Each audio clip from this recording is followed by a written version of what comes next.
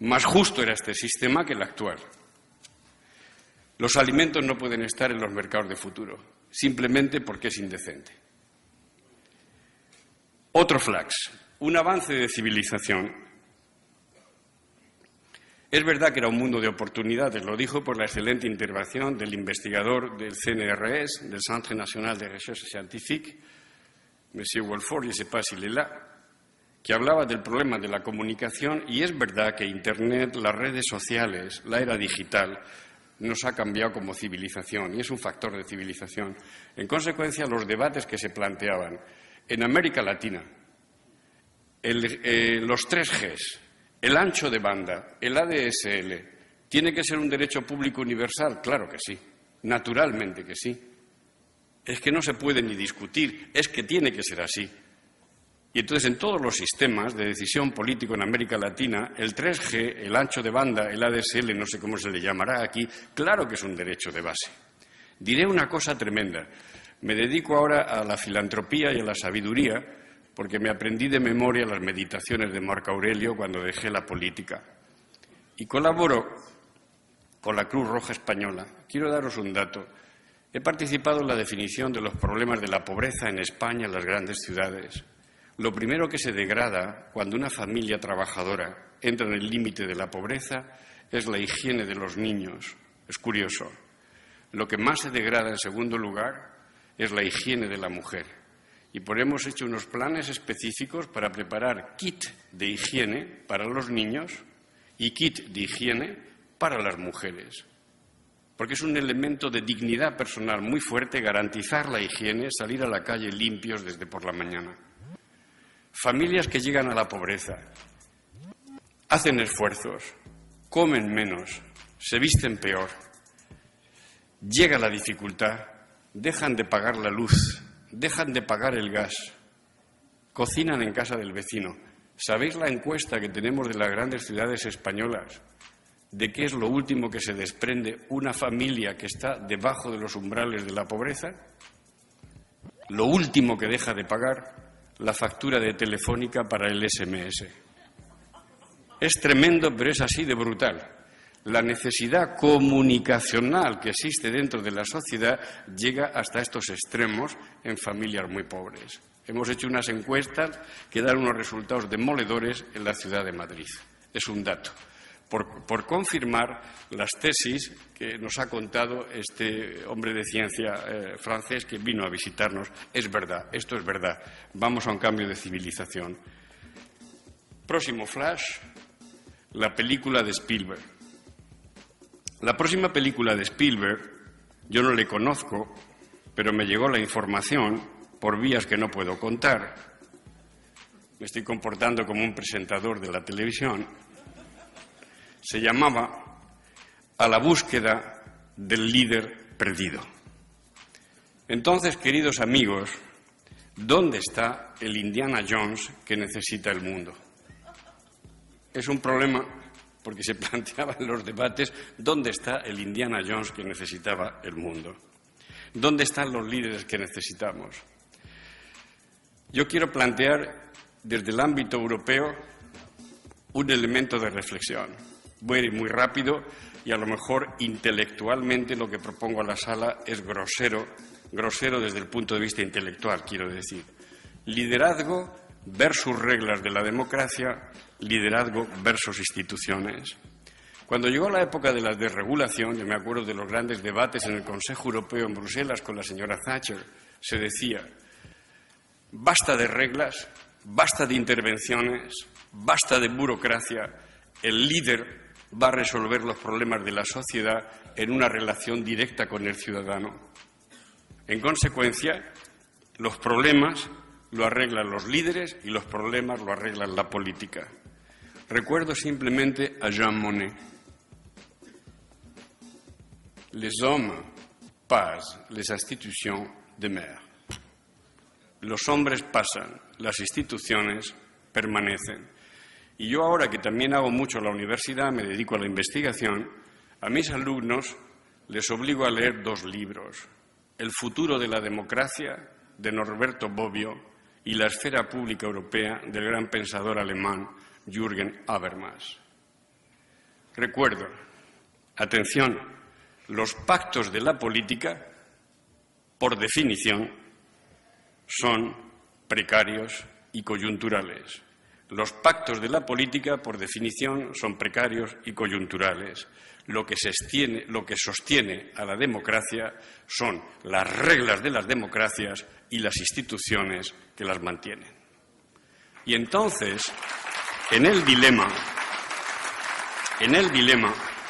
que planteabas, y es lo que me ha hecho reflexionar, que decía, como lo suele decir el presidente Fernández, de esta manera: tenemos que replantearnos qué puede hacer la política para controlar los mercados.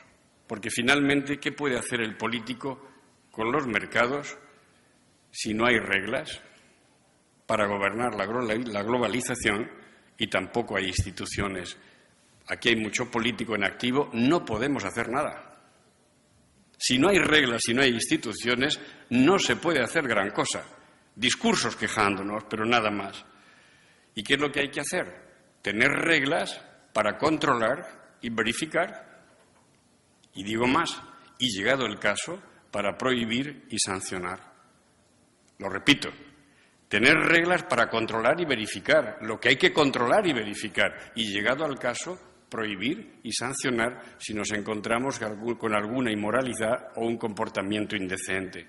Y diréis, pobre chico, qué mal está, nos está haciendo una descripción soviética del mundo. En absoluto. No me he convertido en un pensador soviético.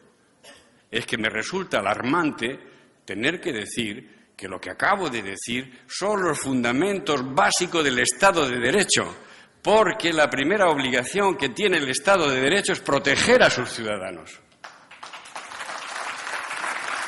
Y esto, yo le decía, en faisant une blague a Didier, ça c'est la légitimité et la légalité républicaine. C'est notre obligación. Es nuestra obligación. En consecuencia, mire usted, si hay cosas que no funcionan, mi obligación es de controlar y verificar. No pasa nada. Yo no hablo de estatalizar. Y si es necesario, tengo que prohibir y tengo que sancionar. No hay tiempo, pero podría describir algunas cosas que han pasado en mi país, de indemnizaciones de antiguos cargos responsables de bancos y cajas de ahorros que son simplemente escandalosos. Y hay que prohibir y hay que sancionar. Eso también es el Estado de Derecho. Y por último, después de hablar con Spielberg, ha decidido cambiar el guión de su próxima película y se llamará A la búsqueda de las reglas y de las instituciones perdidas. Y por último, un acto de esperanza y un acto de amor por Europa. Yo sé que no estamos bien en Europa, en la Unión Europea.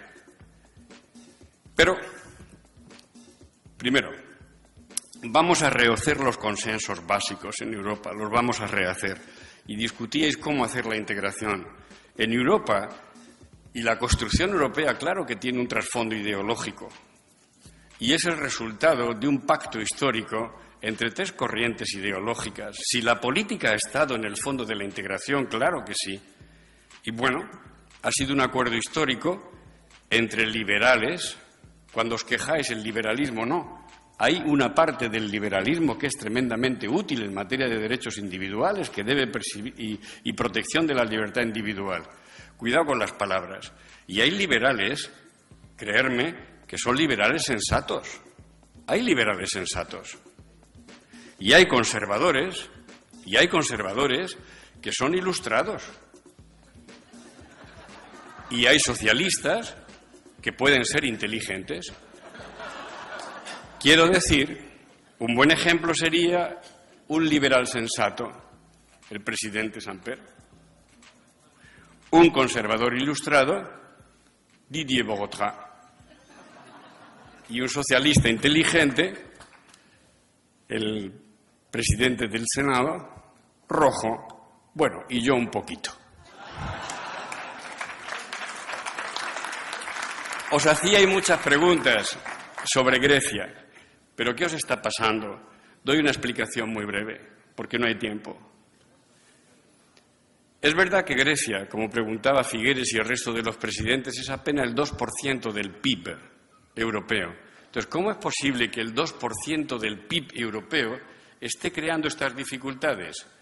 Doy el contrapunto, porque a veces es bueno trabajar sobre el contrapunto.